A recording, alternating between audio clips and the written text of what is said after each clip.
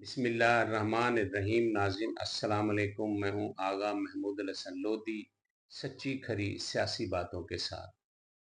नाज़रीन, आज तक या इस वीलॉग से पहले मैंने जितने भी वीलॉग किए वो धरती माँ के बासियों, अपनी कौम, इस मुल्क की मिल्लत, उसको दरपेश सियासी, समाजी, मुआशी, इक़्तिसादी मसाइल के पेश नज़र अपनी दानिस्त और तजर्बे के बुनियाद पर वीलॉग किए, तबसरा किया, आपके सामने पेश किया।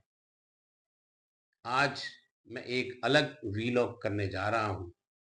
वो ऐसा कि आप मेरा ये लिबास देखें, ये किसी से मुशाबत रखता है। नाज़रीन, हमारे मुल्क की सियासी जमातें, हमारे मुल्क के सियासतदान सिर्फ़ और सिर्फ़ मुल्क के अंदर इक़्तिदार के लिए लड़ते रहे। कोई किसी को पछाड़ता रहा तो कोई किसी को, कोई एक वक्त में एक का दुश्मन बना तो दूसरे वक्त में उसका दोस्त बनकर किसी न किसी सूरत इक़्तिदार की दौड़ में लगे रहे और इक़्तिदार तक पहुँचे।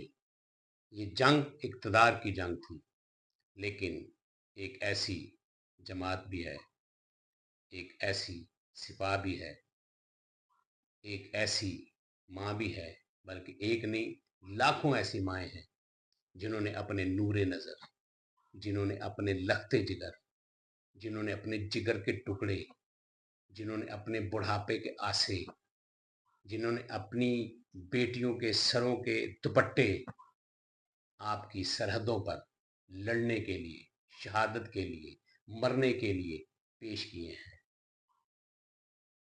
वो किसी इक़्तिदार के लिए नहीं लड़ते, वो अपनी बका के लिए नहीं लड़ते, वो लड़ते हैं तो इस मुल्क की बका के लिए, वो लड़ते हैं तो इस मुल्क के दिफा के लिए, वो लड़ते हैं मेरी आपकी जानो माल की इज्जत के लिए, वो लड़ते हैं इस मुल्क की वकार के लिए, वो लड़ते हैं इस मुल्क के परचम और उसकी सरबुलंदी के लिए।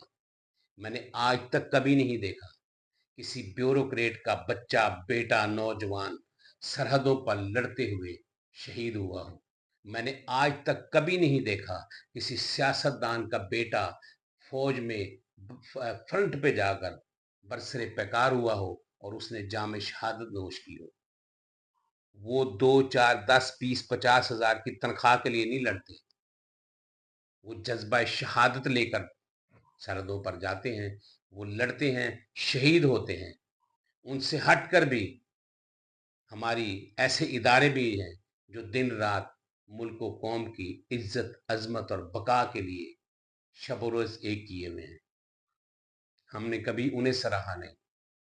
ये मैं को उनकी खुशामद नहीं कर रहा, ये मैं इसलिए कर रहा हूं कि मेरा ज़मीर मुझे कहता है कि यार, जो आपको, जिनकी आंखें, जिनका खून, जिनका सीना दुश्मन की गोलियों के सामने है और आप घरों में बैठे हैं, सुकून से खा रहे हैं, पी रहे हैं, जी रहे हैं, उनकी ईदें भी सरहदों पर गुजरती हैं, उनके दिन माह साल भी सरहदों पर गुजरते हैं, उनके भी घर होते हैं, उनके भी अहल व अयाल होते हैं, उनकी भी खुशियाँ होती हैं।